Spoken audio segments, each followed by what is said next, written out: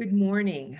My name is Ange-Marie Hancock Alfaro, and I am chair of the Department of Political Science and International Relations at USC, and the creator and convener of the Kamala Harris Project.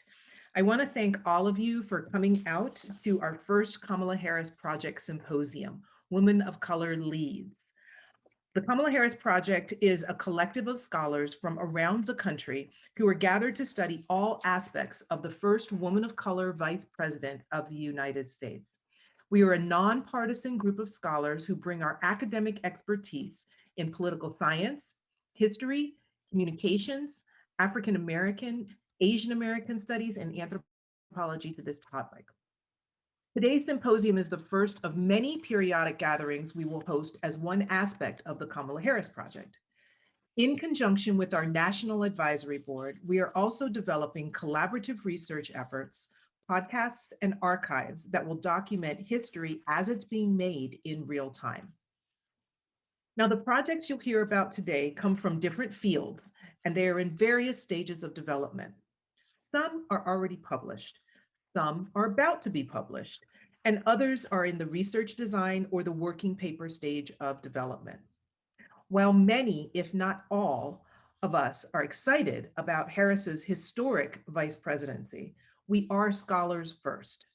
We're not a fan club, we're not the K-Hive, which means that every presentation you'll hear today, whether it's already published or at the idea stage, will probably receive questions that are rigorous and thought-provoking, but also delivered in a civil and supportive way. We are a multiracial group of primarily cis female scholars, and the Kamala Harris Project is a context where we want to model the kind of public discourse our country so desperately needs. Today's agenda will include 3 sessions, and we'll have a 10-minute break between each session to make sure we can transition panelists. Our moderators will lead and introduce each panelist. Then they'll present, and we'll have a Q&A at the end of all the presentations. So you can just post your question using the Q&A box. Now, if you're in the audience, we can't see you on screen or hear you. The best way to ask a question is to post it in the Q&A box because the chat is going to be disabled for questions. We will try to get to as many questions as we can, but we can't promise we will get to every question just because of our time limit, but we appreciate your enthusiasm. We will have a playlist drawn from a list of songs that, according to the New York Times, were played during the Harris campaign. And once a session concludes, you'll hear music from that playlist. When you hear the music stop, you'll know that that's your cue that the next session is about to begin. The Kamala Harris Project is part of the new USC Dornsife Center for Leadership by Women of Color. And I want to thank our team, Anthony Garza, Nancy Hernandez, and Meg Madali, who stepped forward with all the helpful logistics. I also want to thank my USC colleagues and co-conveners, Jane Junn, Onika LeBennett, and Francio Rusan Wilson, along with our National Advisory Board. You can follow the Kamala Harris Project on Twitter at @Kamala_project and on Facebook under the Kamala Harris Project. I want to turn now to introducing our first panel moderator. This panel, Responses to Kamala Harris in the Current Political Moment, will be chaired by Professor Duchess Harris of Macalester College in Minnesota. She is a professor of American Studies at Macalester College, and she specializes in Black feminism, the law of the United States, and African American political movements. She is a member of our National Advisory Board for the Kamala Harris Project, and she's the author of academic books as well as books targeting middle and high school grades regarding a plethora of topics. It is my pleasure to turn things over to her. Duchess? Thank you so much, Professor Hancock Alfaro. It is such an honor and a privilege to be on the National Advisory Board. I'd like to welcome everyone and to introduce panel 1. And the topic is Responses to Kamala Harris in the Current Political Moment. Our opening speakers will be Professor Nadia Brown from Purdue University and Professor Camille Burge from Villanova University, and they will be talking about More Than a Feeling, examining the role of emotions in the politics of women. Professors Brown and Burge, welcome. Thank you. Thank you, Duchess. And thank you to Ange-Marie. It's been an honor to be part of this advisory board and to help see this symposium come to fruition. So I'll start first for our group and our indelible undergraduate student, Gia Beaton, who will soon graduate and head off to law school, will be our the woman who is moving the slides for us. So thank you again for putting so much into this symposium and allowing our group to participate. Today, I'll be sharing our research project that is a work in progress that we've titled More Than a Feeling, examining the roles of emotions and politics of Black women. Next slide, please, Gia. So the 2020 election was an historic first.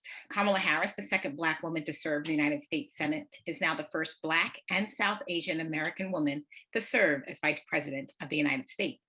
And according to Business Insider, about 91% of Black women voted for the Biden-Harris administration. Next slide, please. So not only did 91% of Black women support the Biden-Harris ticket, Black women have been showing up and showing out in politics for the last 2 decades. Black women voters have showed the highest participation rate of any group in the 2008 and 2012 presidential elections. And at least 130 Black or multiracial Black women have filed to run for congressional seats in the 2020 election. And so we know that Black women make up around 7.5% of the national population, but they do a tremendous amount of political work. And so in our work, we're asking, what is driving this outsized political participation work? We think it has something to do with emotions. Next slide, please. So which emotion is it, or which sets of emotions is doing this work? In the aftermath of the election, many people talked about the hope, pride, and enthusiasm that many Black women felt in the United States. People were joyous about the prospects of having someone in office that looks like them and campaigned on the idea that she would bring a full range of her identities to the executive branch. And again, which emotions and what effect might they have in politics? So what we know for sure is that the excellent literature that emotions matter in politics. Both group emotions inform how people experience politics. Our current political landscape confirms this notion. Many Black women were proud of the candidacy and election of Kamala Harris. And many Black people are angry about police officers killing unarmed individuals of color. So whether racial, religious, gender, partisan, or socioeconomic, groups provide cues on how people should participate in politics and how they should evaluate policies and candidates. However, our understanding of the roles of emotion is less complete. So while there's a burgeoning literature that suggests that emotions matter in public opinion and political decision-making, the overwhelming majority focuses on how individuals experience them. And so they propose the following questions. Next slide, please. So our research questions are these. How are Black women feeling, navigating, and interpreting the current political landscape? And specifically, what role might emotions play in public opinion and political decision-making of Black women? Next slide, please. So drawing on the literature of Black women in politics, we know that Black women's identities guide their policy preferences, that Black women consistently state that there are particularly 3 policy preferences that they hold above other groups. It's economics, healthcare, and education, but they do so with very specific policy recommendations. Next, we know that Black women bring distinctive differences to politics. They're more likely as elected officials to bring a holistic view of problems based on their lived experiences and identities. Voters expect them to do this, and Black women do that. So I'll turn it over now to my colleague, Camille Burge. Next slide, please. So how do emotions shape our politics? Political scientists became especially interested in the role of emotions in politics after the publication of Affective Intelligence and Political Judgment in 2000 by George E. Marcus, Russell Newman, and Michael McEwen. And so in this book, and Gia, you can click through to the end of this slide, in this book, these scholars argue that feeling precedes thinking. And because various emotions precede thinking, it has some propensity to shape our public opinion and political decision-making. In the numerous publications that followed, many scholars were interested in understanding how experiencing various emotions might lead to different opinions and behaviors.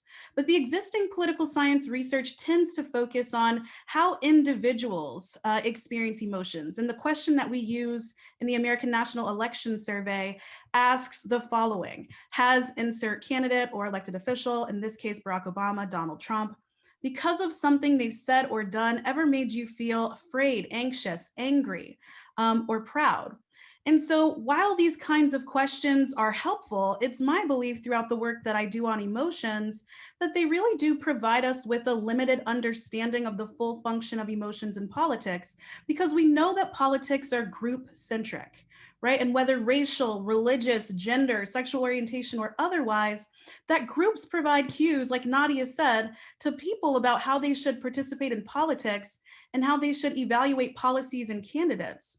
And so research in psychology really does this work where they focus on group-based and intergroup emotions, where they look at how the actions of in-group members or the actions of out-group members shape your thoughts and your beliefs, your attitudes, and your behaviors.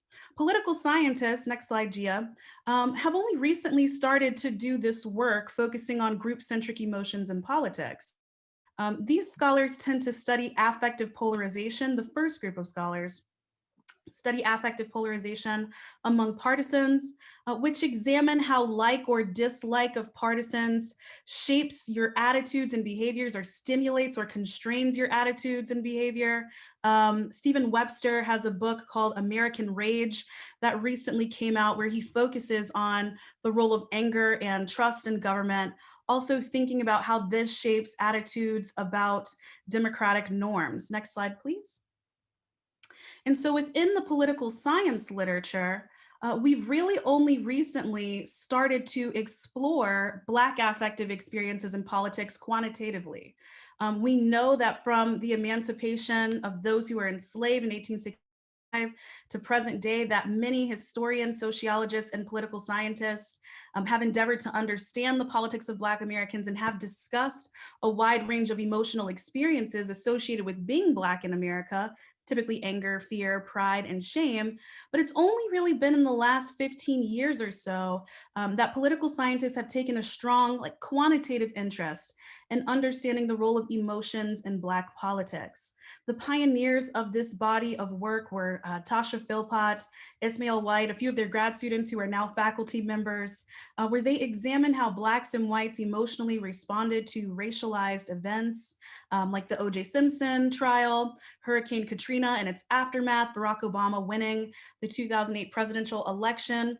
In 2013, Melissa Harris Perry explored how the vicious stereotypes of Black women stemming from slavery continue to shape the ways in which Black women view themselves as citizens and how they might engage in politics. Evelyn Simeon assessing the presidential candidacies of Shirley Chisholm, Jesse Jackson, Barack Obama, and Hillary Clinton. She argues that voters from marginalized racial and gender groups will take pride in and derive psychological benefits from their candidates, thus leading to greater levels of political engagement when people or when candidates are historic first. And the largest body of research that we have in political science on this focuses on the role of anger in Black public opinion and political decision-making. But what's still unclear is what this means, especially for Black women in politics, the role of emotions surrounding Black women in their political engagement. You can go to the next slide, Gia.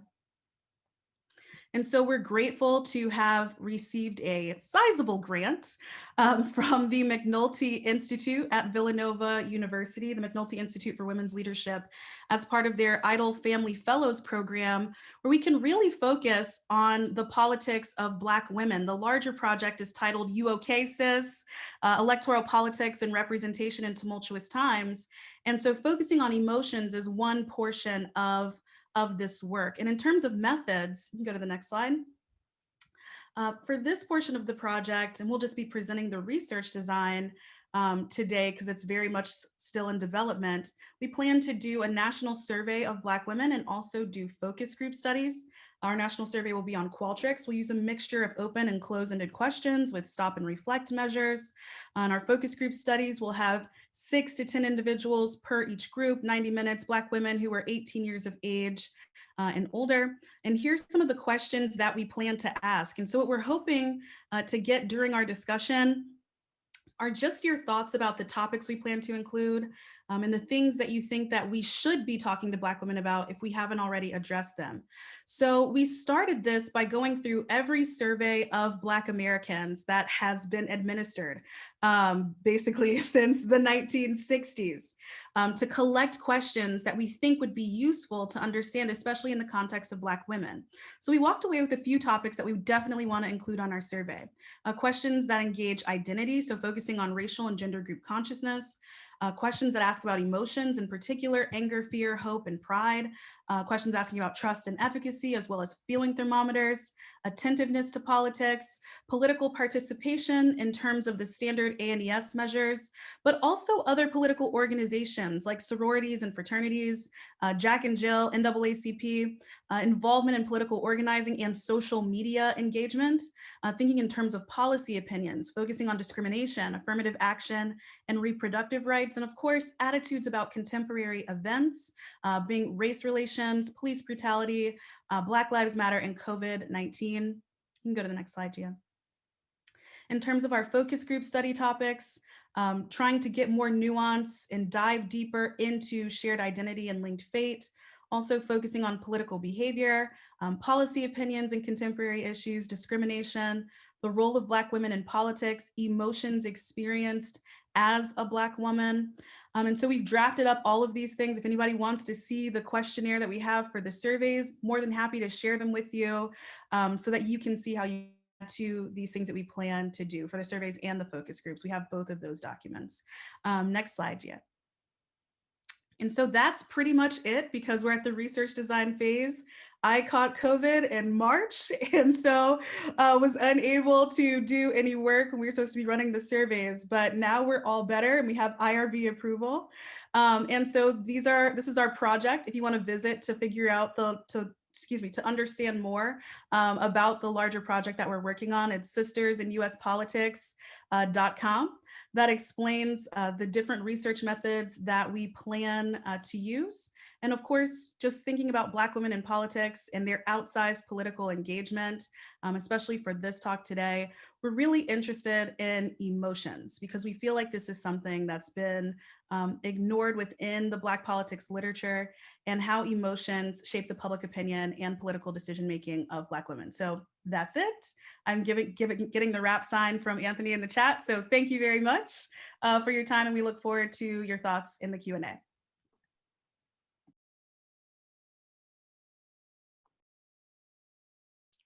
Thank you so much, Professor Brown and Professor Burge. We will now hear from Latoya Burrell, who is in the Minneapolis-St. Paul area like me, and she's with the Anderson Foundation in North Central University, and she's going to be talking about Vice President Kamala Harris, a symbol of hope.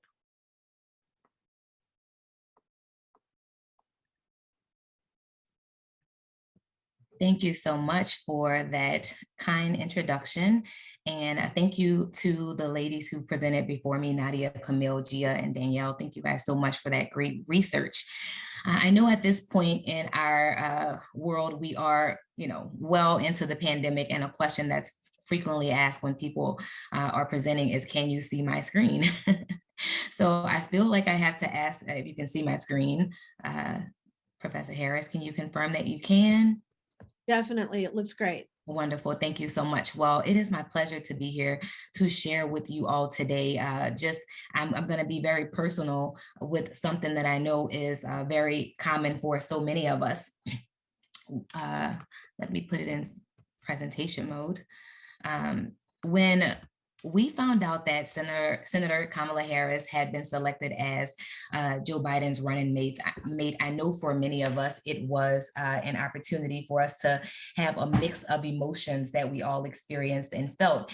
And for me, I will say personally, over the last couple of months, more specifically, not just the pandemic beginning, but then George Floyd being murdered, and then us finding out that Senator Kamala Harris was selected as the running mate, and now Vice President Kamala Harris.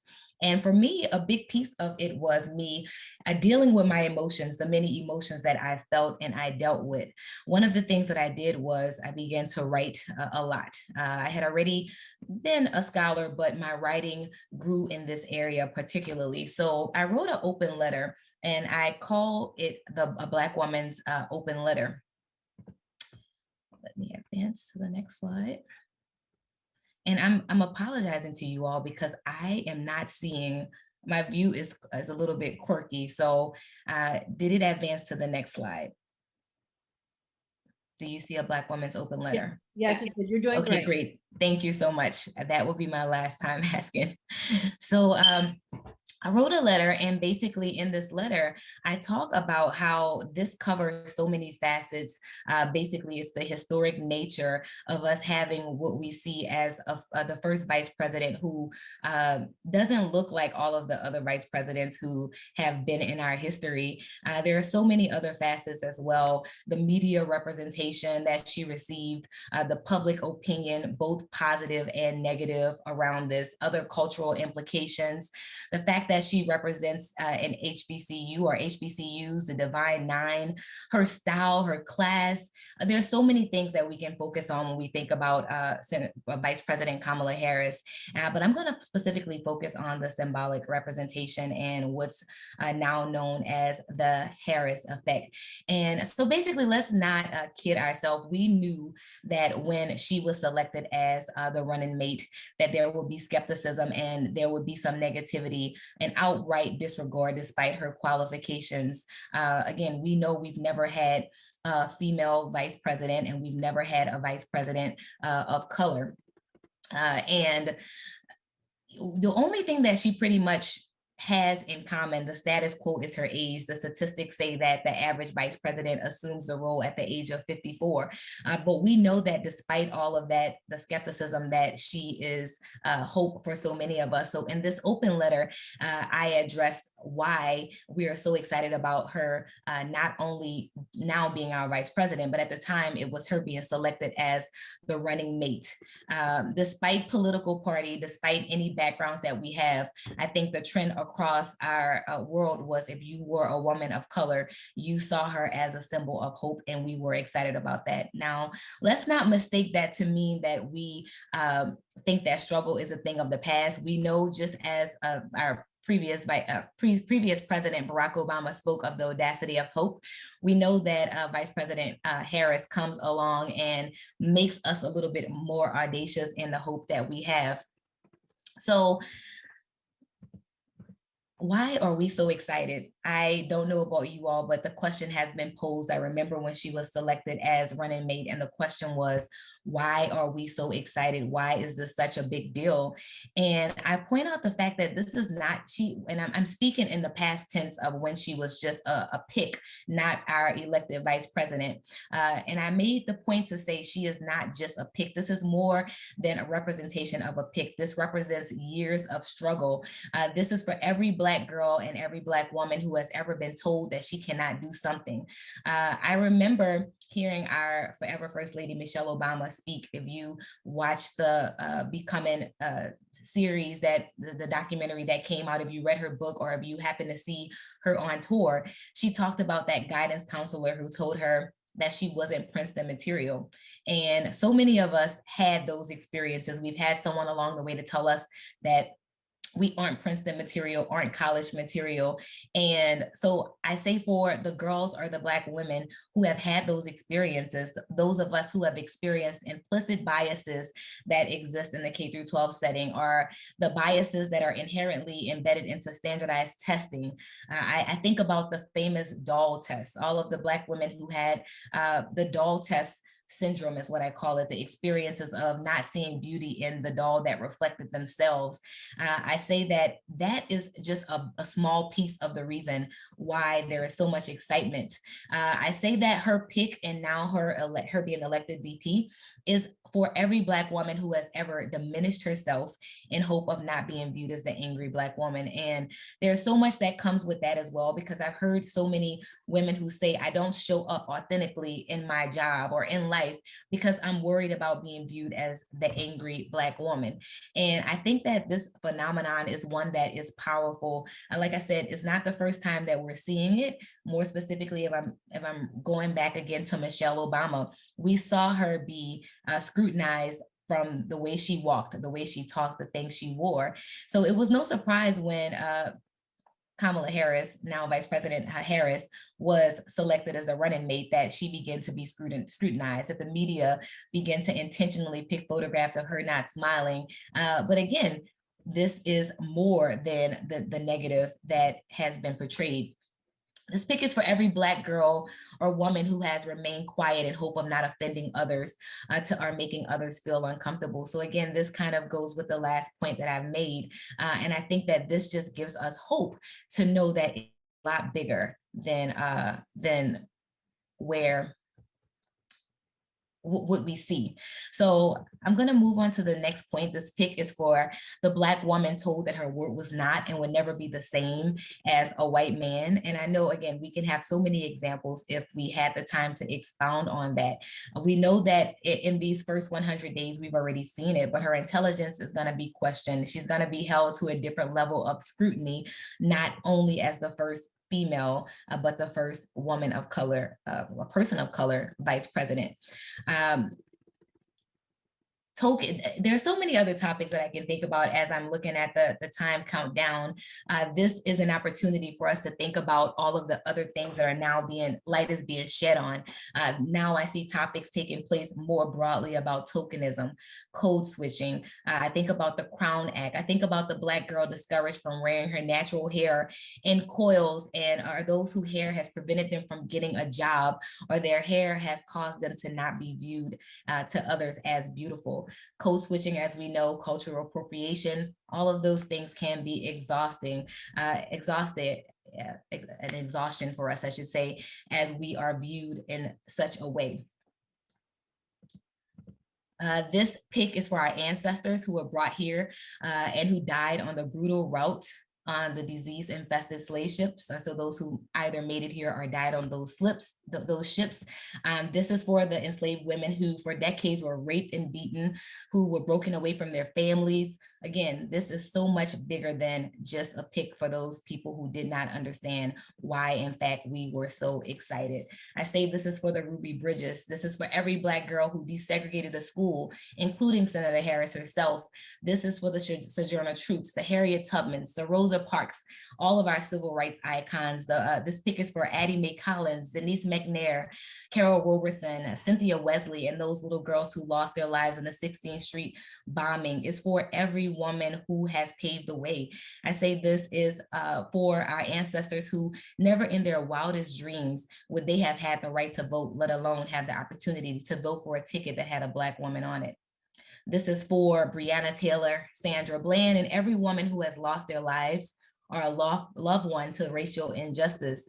And as we approach the Mother's Day weekend, I say this is for every Black woman who has to rear a child and send them into the world. I know for me, a personal thing that made me be able to be more bold and use my voice is looking into the eyes of my two brown boys who I know will grow up to be Black men, probably large Black men, and the idea that the world may view them in an adverse way just because of the color of their skin.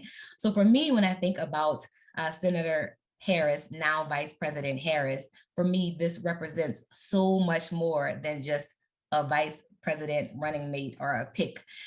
This is for all of the Black girls, all of the Black girl magic, the Black women, the minority women who defy odds, who become JDs, PhDs, MDs, who get college degrees, and we're getting them in record numbers despite the odds. Frankly, this pick is for you and me. This pick is for us. And what this pick does is it gives hope, because it lets me know, and hopefully it lets many of us know, that the narrative is changing. There's being a shift in the atmosphere. This is so much more than a pick. This is hope. This is a mirror. This allows us to see ourselves. This allows us to see possibility. To me, it gives us hope.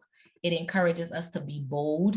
I know as Black women or minority women in general, we know our strength, we know our struggle, we know our value, we know our worth, but despite it all, we know that now there's a national platform and an opportunity for the world to know the greatness that we already know. I love the fact that Vice President Harris represents grace and hope, and frankly, that is why we are so excited. When I first started speaking about the excitement, I remember having someone point out to me the fact that she was in fact not only a Black woman, but also a South Asian woman, to which I replied, I am well aware of that, but unfortunately I'm not a South Asian woman and I only can speak from the Black experience. And I said, I would hope that for any other woman, even if it's a white woman, if this presidential, this running mate selection, now Vice President Kamala Harris, means anything, my hope was that you use your voice and you speak about it. So as I stated, I started speaking about this pre-election, but the biggest thing for me is accepting the fact that the idea of having a vice president, a female vice president, is not only an idea anymore.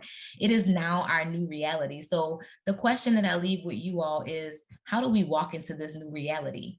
How do we boldly walk into, accept, and make the most of the fact that this is now our new norm and our new reality?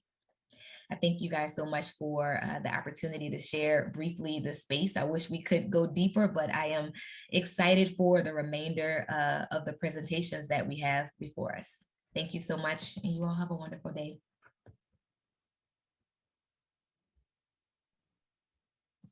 Thank you, Attorney Burrell, for helping us think about walking into this bold new reality. I absolutely love that. I am excited to introduce our final presenter, who is Professor Sarah Sadhwani, who is affiliated with both Pomona College and Wellesley College. And she is going to give a presentation on Namaste USA, Kamala Harris and Indian American Descriptive Representation. Great. Thank you so much for that warm introduction. And thank you so much for having me here. It's an absolute honor. I'm going to go ahead and share my screen with my slides. Oops. And I wasn't quite at the beginning here. Okay, so that was a nice little preview for everybody.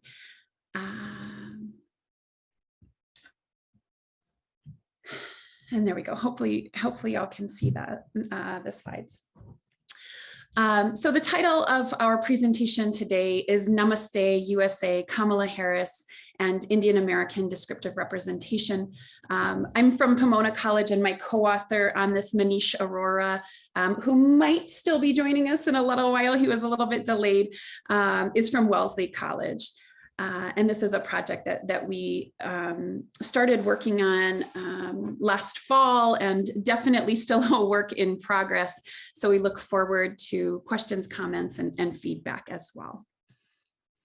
And so, as many of our presenters here today have identified, Kamala Harris really represents a number of historic firsts, to use the term, I think first used by Evelyn Simeon. She is, of course, the first female vice president, the first Black woman in that office, the first biracial woman, the first Asian American woman, and also the first Indian American woman. And it's her Indian American identity that Manish and I really wanted to pick up on and study in a more systematic way.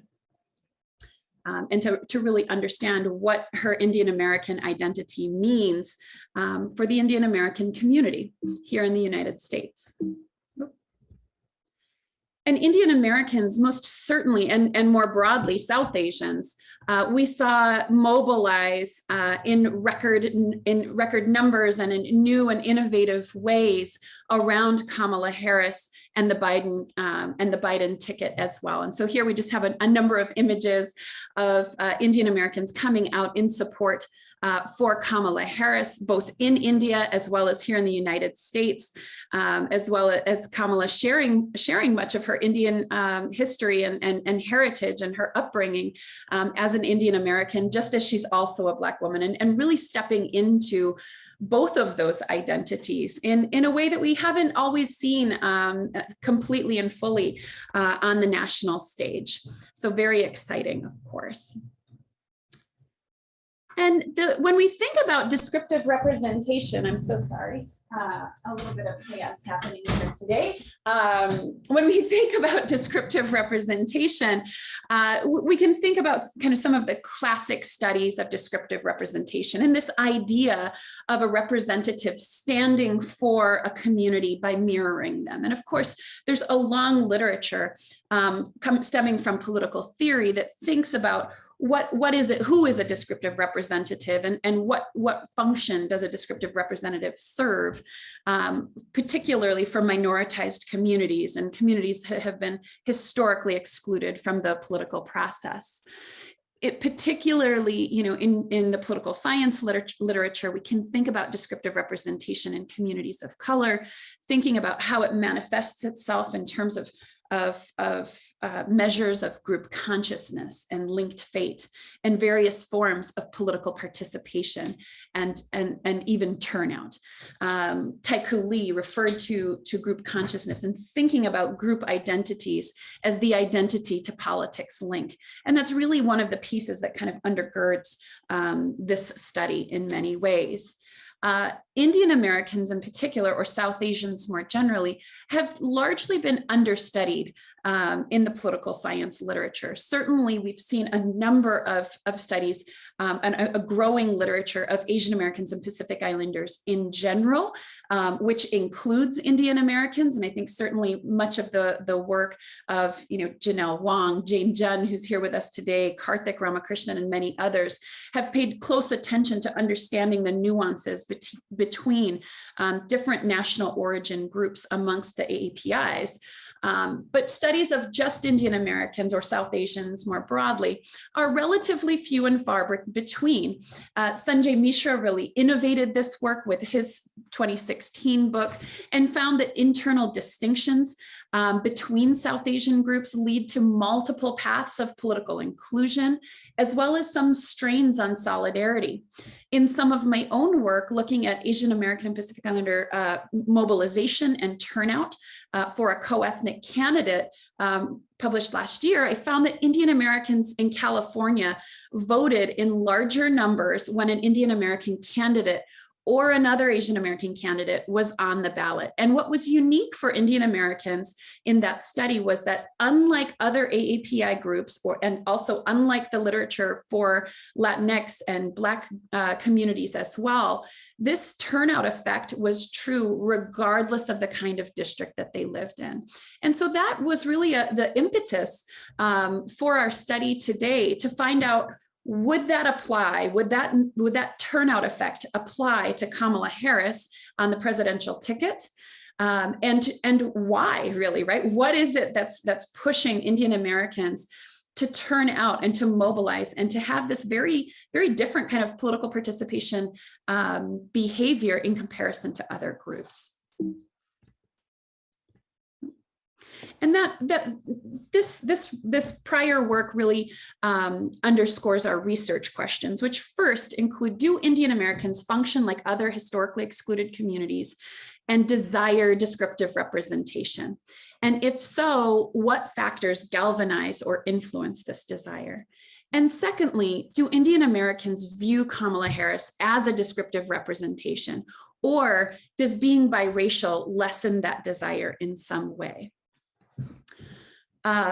We argue that for Indian Americans, home country connectedness matters and really fuels a desire for descriptive representation, and that ultimately transnational ties help shape the Indian American perspective in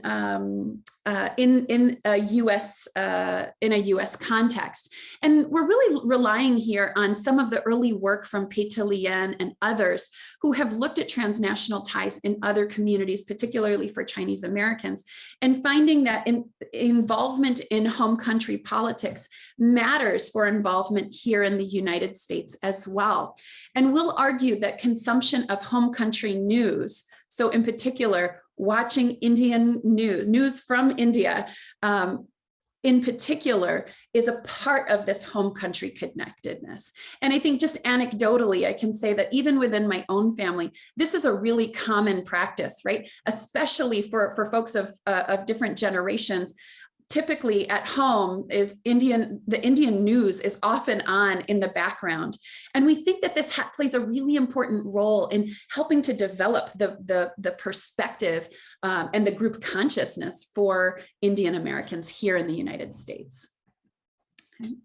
Our research design, we fielded the first Indian American election survey in 2020.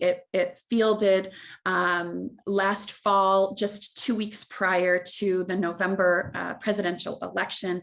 It was a national sample of just over 1,000 Indians living in the United States. It was conducted online and in English through the firm Lucid in October.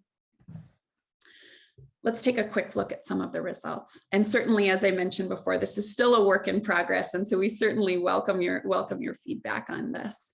So first, I wanted to just pay a little bit of attention to some of the key variables that we're taking a look at here. And first, in asking Indian Americans, would you support an Indian American candidate running for political office regardless of their party affiliation? Our findings here didn't necessarily surprise us given the turnout findings that we had from the prior work, but certainly they stood out. Nearly 60% of Indian Americans said that they would support an Indian American candidate running for political office regardless of party affiliation. That means they would support a Democrat or a Republican, so long as they were Indian American. And that certainly was a piece that stood out to us. Secondly, we asked if more Indian Americans were elected to political office at the local, state, and federal levels, would you feel like you're being better represented? And here we saw that, again, over 50% said probably yes or definitely yes, right? So a strong sense that having more Indian Americans elected to office would matter for folks feeling represented. And those will ultimately be our two dependent variables in our study. So first, taking a look at support for an Indian candidate, what we find here is that a sense of having common politics, that the politics that face Indian Americans is shared amongst them, is highly significant. Actually, here, let me take a closer look at our key independent variables of interest. You can see our full modeling here, but in particular, that a sense of having common politics as well as consumption of Indian news. And here you'll see the difference that below we've also taken a look at consumption of US-based news. And we don't see that as having an impact on support for an Indian American candidate, regardless of party. But instead, what is highly significant and relevant is this consumption of news from the home country. Taking a closer look also at perceptions of representation, we can see here that, again, common politics and Indian news continue to be relatively significant. However, and again, this question deals with, would you feel more represented? Being a Republican suggests perhaps a reverse effect here. And so I think that we still have a lot more to look at and unpack in terms of the partisanship of of our survey respondents. In addition, we also ran a survey experiment looking specifically at Kamala Harris. And we wanted to think about the respondents' favorability towards Kamala Harris, and really looking at her given her different identities, right? Across the board, we found strong support for Harris amongst Indian Americans. 78% of the sample said that they found Harris very favorable or somewhat favorable. And this was true across all of the categories of Democrats, Republicans, and independents. In our survey experiment, we wanted to really take a look at whether or not framing Kamala Harris by her racialized identities would matter to those levels of support. And so in that, we asked people if they framing Harris as either a Black woman, an Indian woman, a Tamil woman, or being biracial, whether or not that would impact the levels of support for Harris. Across the board, we didn't find actually any large difference between the levels of favorability, particularly when Harris was framed as either Black or as Indian. Somewhat a little bit when she was framed as either Tamil or biracial. And so we're going to continue to think a little bit more about why that might be the case. I think in particular, thinking about her being Tamil, might really tap into people's regional identities in India. So just to conclude what we found, Americans expressed a strong desire for greater descriptive representation. This was especially true amongst first-generation Indian Americans, and particularly those hailing from South India. Across the board, a belief in common political values amongst Indians, as well as consumption of news from India, really helps undergird this desire. And that Kamala Harris has strong approval ratings from Indian Americans. So certainly, to LaToya's point, amongst Indian Americans, we find her very hopeful. We have a lot of hope in Kamala Harris as well. Finally, some implications for our study. Indian Americans are the fastest growing racial and ethnic subgroup in the country. They are concentrated in key states. And so knowing more about Indian Americans' attitudes and behaviors will be really important and consequential as we continue to move forward, particularly when we're thinking about elections in key swing states, places like Georgia and Texas and Northern Virginia. There's certainly large proportions of Indian Americans in some of those areas. In addition, Indian Americans have been significantly more politically active in recent years. And in particular, in comparison to other Asian American and Pacific Islander national origin groups, we see that Indian Americans have strong support for the Democratic Party, as well as for Democratic politicians. So they certainly, set themselves apart in that way. And finally, that Vice President Kamala Harris and the growing number of Indian Americans, particularly Democrats in office, will further mobilize this politically prominent group. So we thank you so much for the opportunity to share the findings of this survey, and we certainly welcome any feedback that you would have.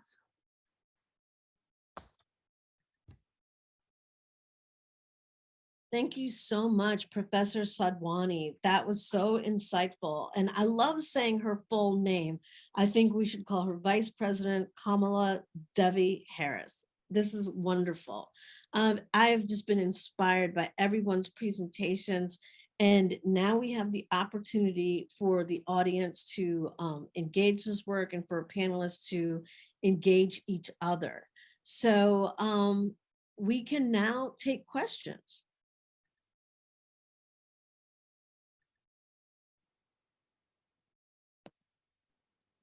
And we welcome people to post them in the chat, in the Q&A box. So there's a Q&A box for anyone who wants to ask questions of any of the panelists. So we'll ask all of the panelists to turn your screens back on, just so everyone can see your faces. And that way we'll be able to have a good, robust discussion. Thank you. Excellent. And we have a question from Professor Brown. Thanks, Professor Harris. Our question is for Sarah. Could you talk a little bit about, do you think if you would have, or thinking about like a gendered analysis, right? How respondents to the survey might have had different reactions or responses if they were specifically asked about an Indian American woman, South Indian, or just asking more primed questions around gender as opposed to an open-ended, how do you feel about either Kamala Harris herself or a non-gendered, descript Indian American candidate? Yes, thank you so much for that question. And let me also introduce my co-author, Manish Arora, who joined, I think, after I had started. I didn't realize he had joined. I really appreciate that question. We certainly did frame this more so from the perspective of race. And I certainly think we have more work to do to really look more deeply into the data in terms of the responses of women versus men, as well as we're also parsing the data in terms of foreign-born, native-born cohort of arrival as well. We think actually that length of time here in the United States probably matters a whole lot, but I think we have certainly more to do to further extrapolate those findings in particular. Manish, do you have anything else you'd like to jump in and add to that, either to in response to that question or other things that I'm probably left out as well?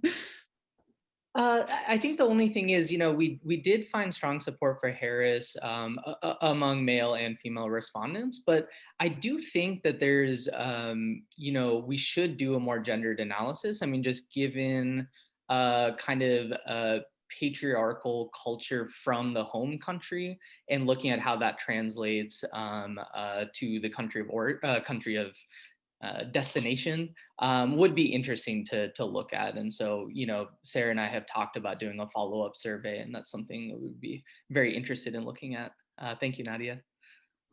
Yeah, and if I may just also add, we certainly didn't present it here, but another portion of the survey actually looks at attitudes towards trends in India. So one of the things that we were really thinking about and cognizant of is kind of the more conservative trend that has been happening in Indian politics in India itself. We were getting a lot of questions about, would Indian Americans support Harris, or has Trump perhaps brought some Indian Americans over to support for the GOP? Certainly back in 2019, there was this Howdy Modi event in Houston, Texas, in which Prime Minister Modi from India came and Trump, was there and embraced him on stage. And, we really didn't find any strong impact there, even though we certainly did see support for the politics happening in India. But I think I'll also just note on this question around a gendered response is India actually has had a female prime minister in the past. And so that might actually change people's perspective a little bit, that there's an openness or willingness to see women step into these leadership roles that perhaps doesn't even exist here in the United States, or it isn't as well developed as in the United States. So I think this is definitely an area for additional study. So thank you. All right. I see that we have a question from Danielle. Thank you so much. My question is for Sarah and Manish. So great to see you both here in this virtual setting. Thank you for doing this work. It's super interesting, and I'm excited to see where it ends up and where you take it. So my question, it's a little bit of a two-part question. I was wondering how much you thought about engaging with the literature on multiracial identity and thinking about what explains like the results for the biracial framing. And here I'm thinking about Lauren Davenport's work, and in particular, just kind of building off Nadia's question on gender, what Lauren Davenport finds with respect to gender and how multiracial identity works for women. And then some of Natalie Masuoka's work, and then some of my work on multiracial candidates. I wonder, like, how far, like, is this a story of Indian American representation? Is it a story of multiracial representation? Is it a story of multiracial Asian representation? How are you going to frame it? And then in terms of the results, no differences for the most part between the treatment groups. I wonder how much of that is due to running it after everybody learned about Harris's background. And so it's kind of hard to manipulate people when like the news coverage was just nonstop. Harris is this, Harris is this. just some things to think about. But this is so cool, and I'm so glad you're working on it. Thank you so much for that, Danielle. Yes, absolutely. I think that our further engagement on these questions is going to be happening this summer, and point very well taken, that we certainly need to engage further with the multiracial, multi-ethnic literature of yourself and Lauren and Natalie as well. Absolutely. And I think you're absolutely right. And I recall that there had been discussion of running some experiments around Kamala Harris's biracial identity several years ago when she was running for Senate. I wish we had done it at that point in time, because I think you're absolutely right. Like, the salience of Kamala Harris is so strong that people are already aware of her multiple identities, and I think have come to terms with the fact that that she is a biracial woman, that it's not necessarily a surprise for people to see it in those different treatments. Manisha, anything else to add in on that? Yeah, just one small thing. And thank you, Danielle. So good to see you also.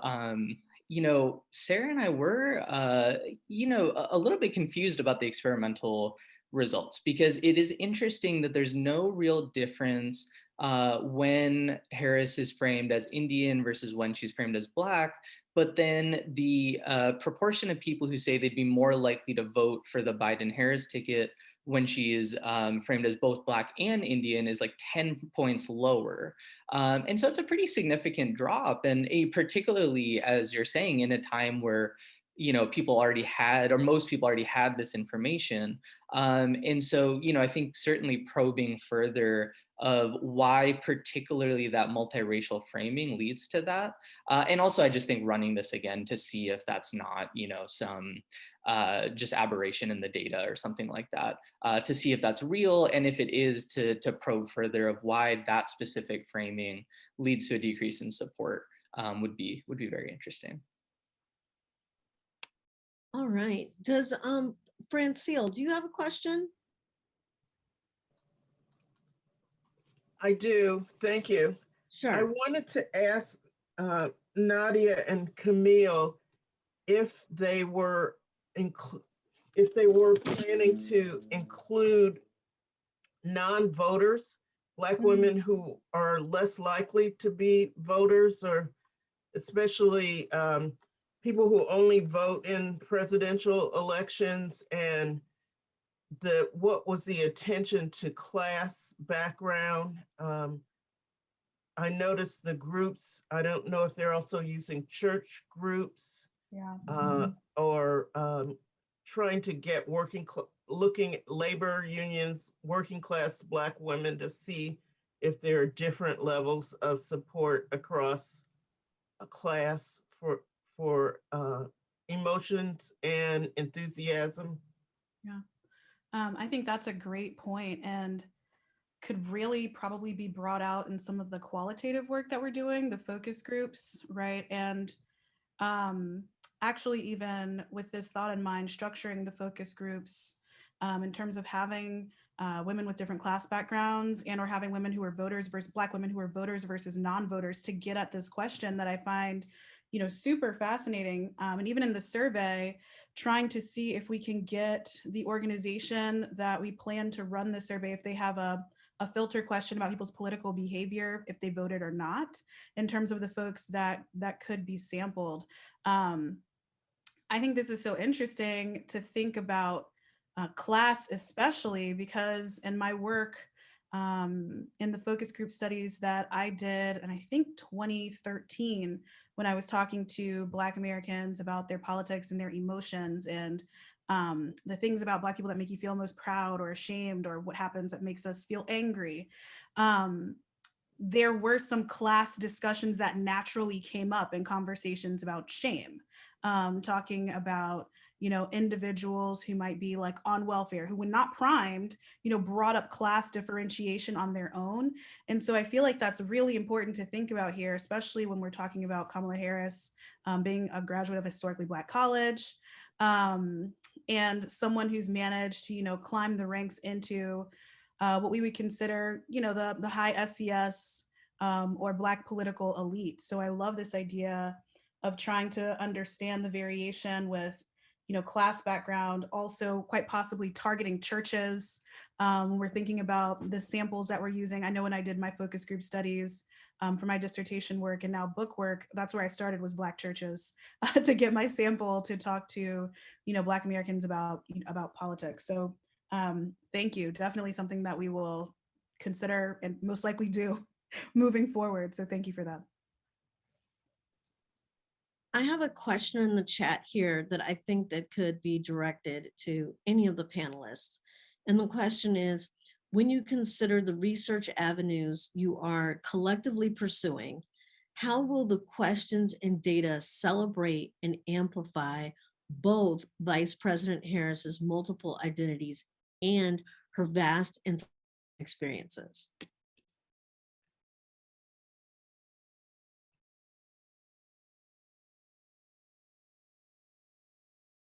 Maybe I'll start and just jump in. So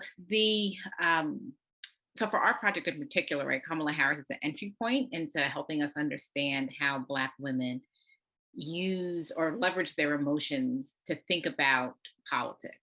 And so while Kamala Harris is a focal point, she is not necessarily, right, the end all and be all for the project, as more perhaps like not so much as like a case study. But I do think, right, that there are ways when we write up our research, and particularly paying attention to this particular political moment, it is to present Kamala Harris as a complex figure, right? Someone who is holistic, who is a holistic human being, right?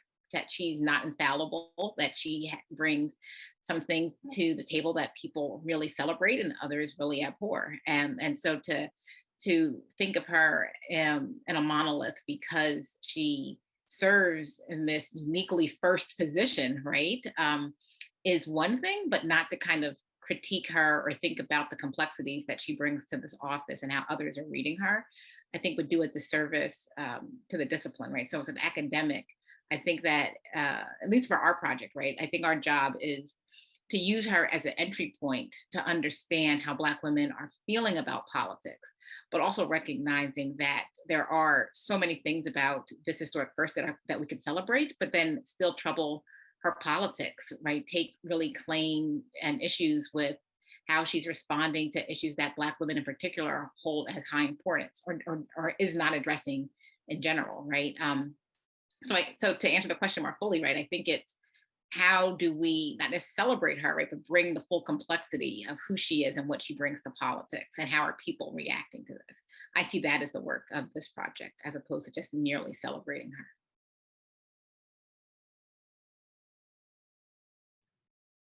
That is excellent. I have a question for LaToya. I really loved how you reminded us that we're entering Mother's Day weekend, and the inspiration that Vice President Harris is to so many of us. And I was wondering, in your work, if you might look at the fact that she's referred to as Mamala, and how she's made us think about parenting in a different way as a stepmother, and how she represents something in the second family, in terms of being like a blended family and something we might not have seen before. Yeah, thank you so much for that question. I think that's a great question.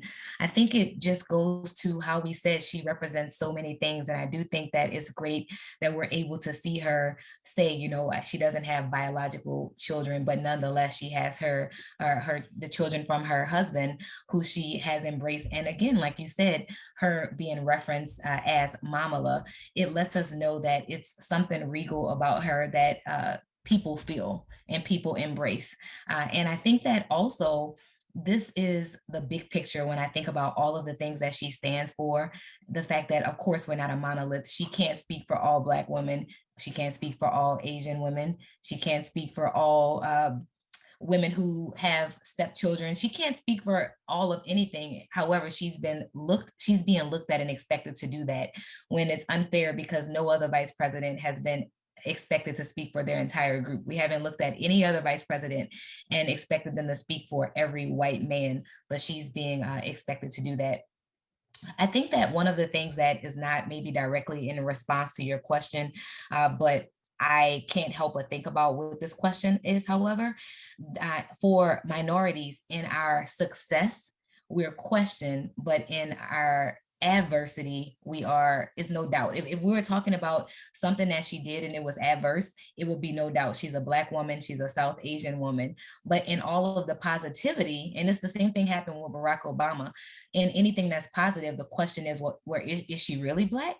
Is she really South Asian? Does she really identify with these groups despite the college that she selected, the sorority that she selected, the fact that she proudly speaks about her mom and her heritage overall? So I think that that's significant, the fact that she's referenced as Mamala, because people feel that warmth and that comfort from her.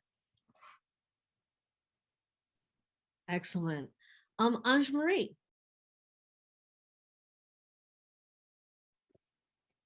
Thank you all for these wonderful, wonderful presentations. I have a question that I think goes to two different people. It goes to LaToya and then it goes to Sarah and Manish. I wanted to ask about other figures, if this makes sense. So I'm glad, LaToya, you were talking about, for example, Barack Obama just now. But for Sarah and Manish, I was thinking about Sanjay Mishra's work and some other folks, and, in his work, he finds that, Bobby Jindal, Nikki Haley, other prominent, Indian American elected officials don't get the buy-in. And so I did want to ask a question about partisanship, but also more importantly, ask a question about the literature on racialization and whether or not a deracialized approach, which is what Jindal and Haley would certainly use, versus what Kamala Harris, just to what LaToya was saying, embracing her heritage, being very clear about her heritage. So I wanted to just get a sense of where you thought that might be going. And then LaToya, I wanted to ask you a question in a similar vein, but about someone like a Condoleezza Rice, right? And so you have somebody who did everything but was actually named as a potential running mate for, in vice presidential circles for many, many years. But I'm wondering if she had been the person to get there first, right? So if it had been Trump Rice instead of Trump Pence, for example, since she's a Republican, would you have felt the same kind of investment as you do with Kamala Harris? And is it because they have different approaches to how they present themselves as, race and gendered people? I certainly don't mind going first, and I want to address both parts of the question, the two-part question. So when you talk specifically about Bobby Jindal, for example, I'm ironically from Louisiana, so I know all about Bobby Jindal, and I think the difference that we have there is if you choose to be proud of your identity and your heritage, and I'm not suggesting that Bobby Jindal is not, but nowhere along the line did we see Vice President Kamala Harris not proud of any of her identities. She makes it clear to us that she's proud to be an HBCU grad. She proudly talks about her about Alpha Kappa Alpha, and she proudly talks about her background from her parents. And she doesn't try to assimilate or be accepted based on not being truly or authentically who she is. To answer your question about Condoleezza Rice, I think personally, as a Black woman or as a woman in general, that there would have been this same moment of excitement, regardless of who that first female vice president was. I think even if it was a white woman first vice president, that we would have had the same excitement. However, it doesn't change the fact that, in my opinion, Kamala Harris allows us the opportunity to be excited as an HBCU grad, to be a proud woman of Alpha Kappa Alpha, to be a proud Black woman and be able to stand in that, because what she does is she walks in her truth and she walks in her greatness, and she's not trying to suppress any of her identities or who she is. One of the examples that I often think about is, as a Black woman, again, I can't speak for all Black women, we're not a monolith, but I talk oftentimes about, we have jobs that talk about you bringing your authentic self to work. And the question is really, can I bring my authentic self to work? We see the questions with around the crown act and hair? Can I truly bring my whole self? Can I wear my hair the way I want to wear it? Can I actually come with the same dialect that I use when I'm talking to my girlfriends? And the answer to that, I unfortunately believe to not is not a yes yet. And I think the difference of what we see with Condoleezza Rice versus Kamala Harris is, again, this is not to negate any of the great for Condoleezza Rice.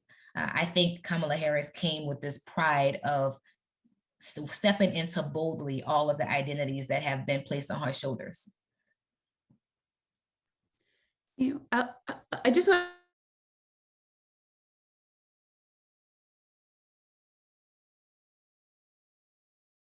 Indian American community in Nikki Haley, right? And it was so interesting in this past year during the Republican National Convention, Nikki Haley, and the first time that I could really remember, came out talking about her father who wore a turban and being Indian American. And that wasn't really something that we had heard a lot about from Nikki Haley in the past.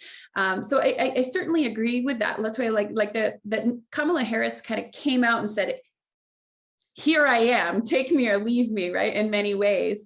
And I have this complex identity and deal with it, right?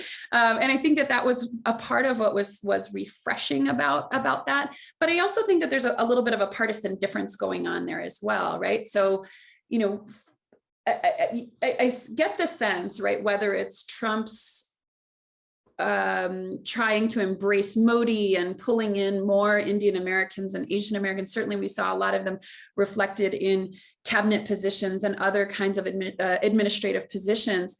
You know, having Nikki Haley prominently featured in the Republican convention, I sense that the GOP is acknowledging that to some extent you got to speak to the various communities that are out there. And yet at the same time, from a policy perspective, right, if we look at like the voter suppression laws being passed in Georgia and elsewhere, not really quite the embrace of historically excluded communities that you would want to see. We did test this actually in the survey. We were also looking at favorability of Nikki Haley and trying to compare that to Kamala Harris.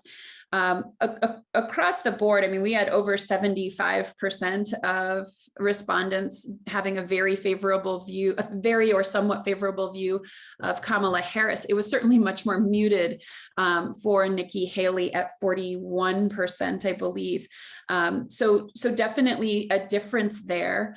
But at the same time, we also saw this piece that there was a strong desire for descriptive representation regardless of party. So to what extent that would actually play out at the ballot box, it's hard to know. So I think certainly as we continue over the next several years to think about you know, the ways in which political parties attempt to reach out to historically excluded communities will be really important. I don't know, Manish, if you had anything more though to add in terms of the survey findings and results or anything else. So I mean, I very much agree with what Sarah and Latoya have both said. The only thing I want to add to this is, you know, potentially looking at the role of religion. You know, we do find in our survey, at least, that the desire for descriptive representation was highest among Hindu Indian Americans. And one thing about both Bobby Jindal and Nikki Haley is that they're both Christian. And so I would be interested to look at that and see, does that play a role in you know, making Indian Americans maybe feel like they're not quite as much part of the community, or is there some distance put there? And particularly given that both Jindal and Haley converted to Christianity, does that play a role as well in maybe more muted favorability or not quite the same enthusiasm around both politicians? But otherwise, I you know, very much agree with what Latoya and Sarah said. I have another question for Sarah and Manish. This comes from the chat, and it says, can you talk a bit about your findings that people who don't watch Indian news are less likely to be desiring descriptive representation? How do we understand this?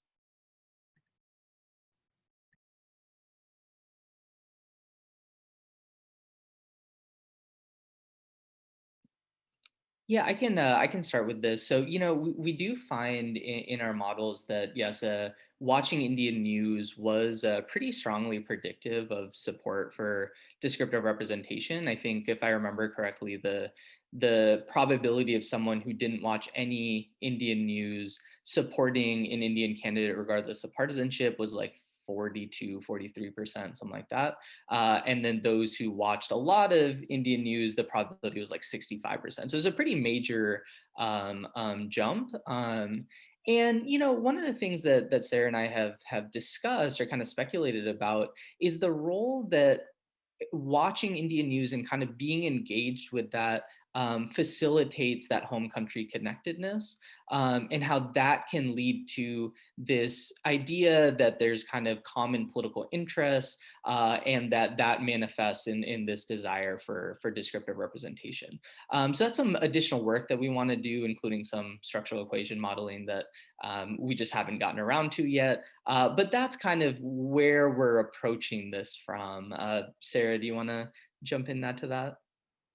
Yeah, that's absolutely right. And I so appreciate that question from Sanjay. And I just think there's definitely more work for us to do in this regard. I mean, I think a part of what Manish is speaking to here is some differences that we found in people identifying that Indian Americans have a common culture versus having common politics. We actually find that common politics is the predictor of a desire for descriptive representation. And so as opposed to common culture, right? And while we're thinking about Indian Americans all lumped together, there's a lot of variation culturally, linguistically, regionally amongst Indian Americans here in the United States that we have all of this data on, and what the state that they're from, the language that they speak, their generation that they of arrival here in the United States. So I think there's a number of additional factors that we kind of have to really sort through as we think more about this relationship with descriptive representation.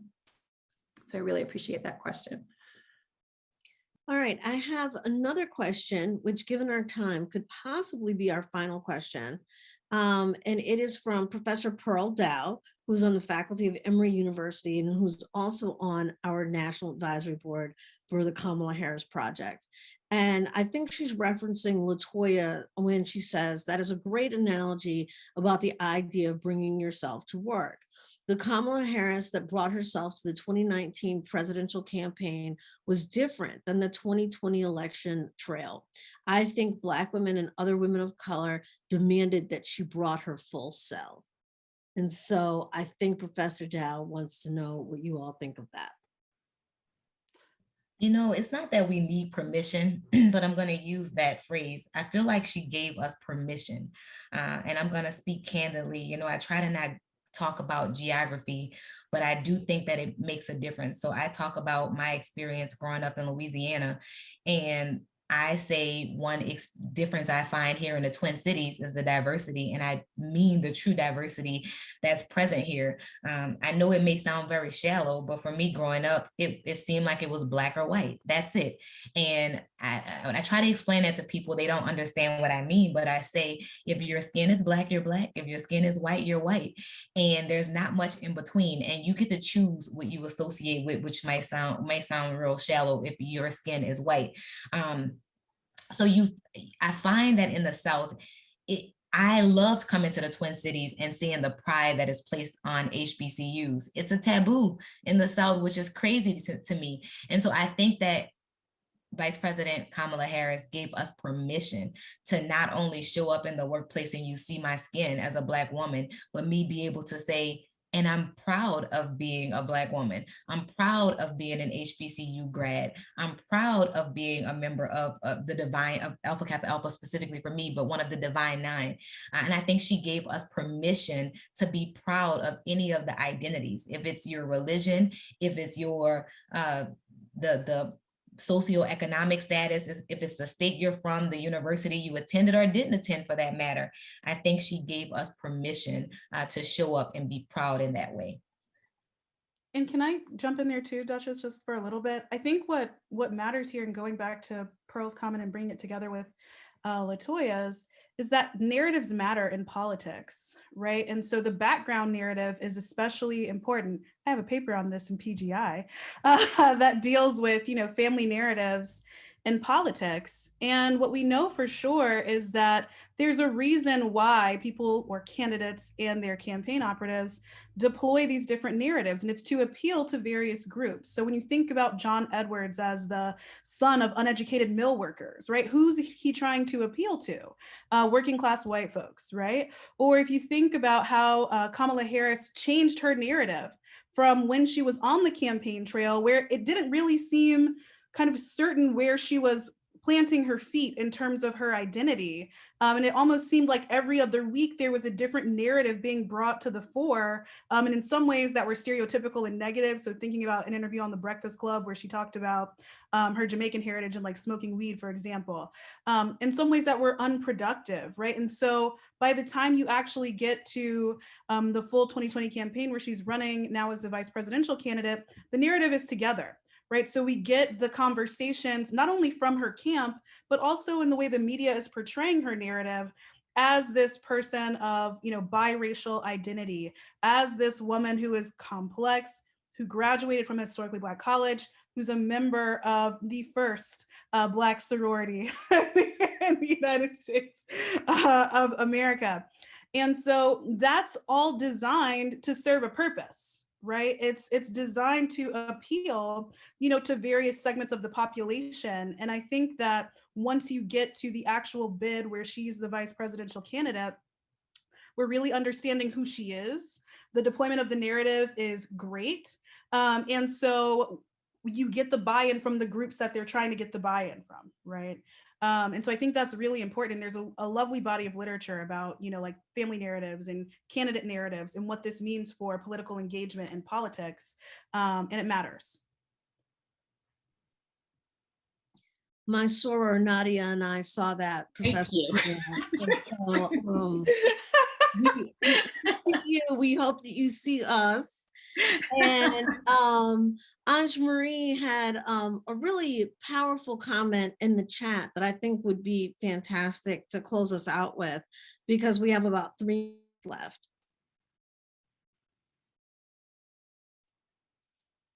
So I wanted to come back to something that Manisha talked about the role of religion.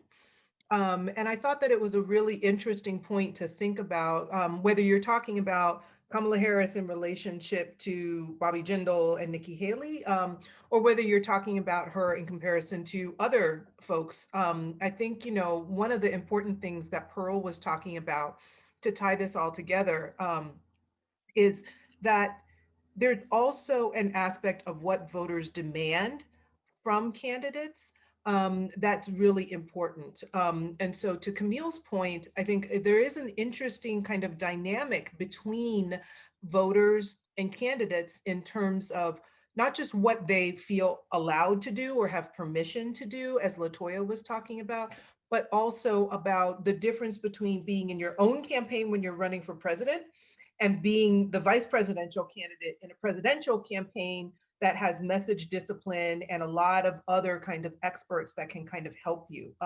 Because the thing that I noticed about religion was that she became pretty clear about having been going to a Baptist church as a child with a neighbor, celebrating Hindu holidays, culturally mostly, right? But also, of course, being married to a Jewish man, and having her talking about her wedding and how there were multiple contributions from different religious traditions.